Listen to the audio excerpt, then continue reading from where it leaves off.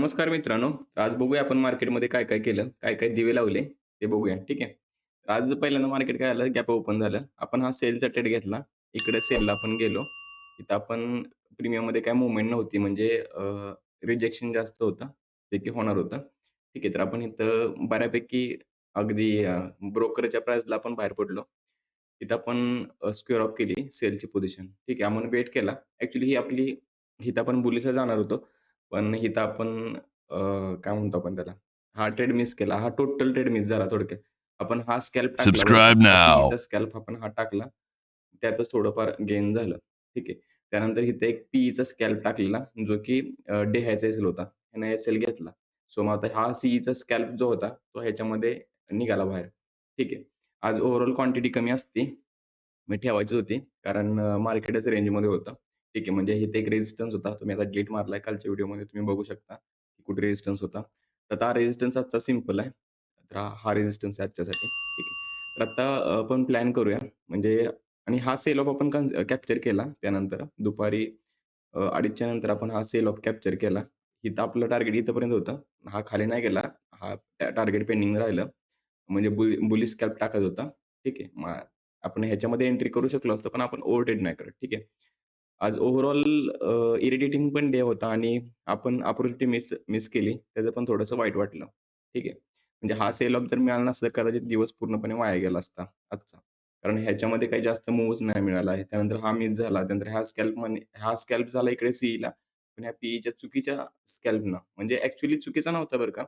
अ, तसं म्हणजे मार्केट त्यांनी मॅनेज केले. हा सेलिंग यायला पाहिजे होतं. सेलिंग त्यानंतर मग अ, हा रिटेस्ट झाला असता आणि पुन्हा कंटिन्यू झाला तर विषय वेगळा होता. स्कॅल्पमध्ये आपण काही जास्त हे नाही टार्गेट ठेवत नाही. एकदम छोट्या एस-एल छोटा आणि टार्गेट मोठं म्हणजे अ, कमी टार्गेट आणि अ, एस-एल छोटा असतोय आणि क्वांटिटी जरा जास्त असते. ठीक आहे. तर अशा ठिकाणी आपण स्कॅल्प करतो. तो एस-एल लागला तिकडे. तर बघूया आता उद्यासाठी आपण प्लॅन काय करूया.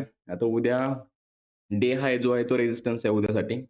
त्यानंतर आपला मार्केट कुठं ओपन होतंय ते पहिलं चेक करायचं, जी की आपली सिम्प्लिसिटी आहे.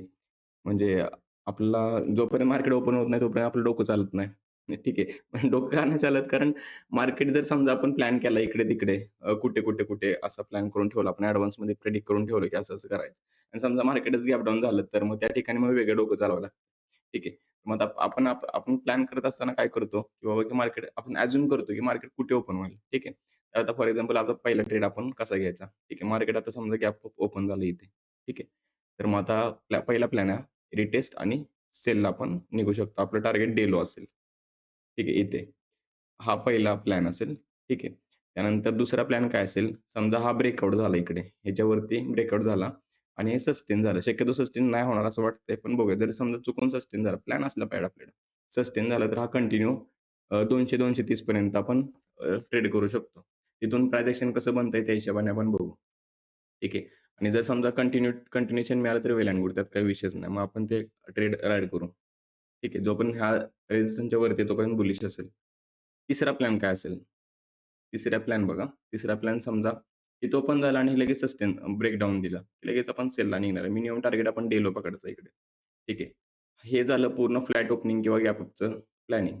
गॅप डाउन जर ओपनिंग झालं, तर इथे थोडंसं आपण वेट एंड वॉच करणार आहे. ह्याच्यामध्ये लगेच अग्रेसिव्हली आपण सेलिंगला जाणार नाही. कारण सेलिंगचे दिवस पुढे आहेत.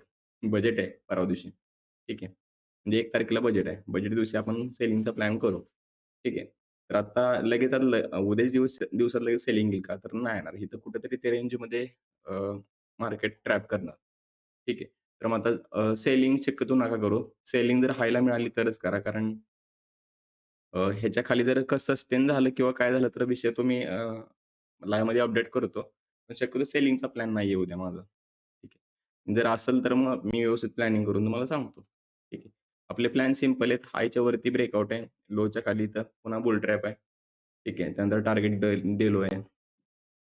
सिंपल आहे. उद्यासाठी आज ॲक्चुअली सीन असा होता इकडे, की सेलिंगचा हे स्कॅल्प झाल्यानंतर आपण थोडा वेट केला. म्हणजे आपण अंदाजे साधारण 1 तासभर वेट केला.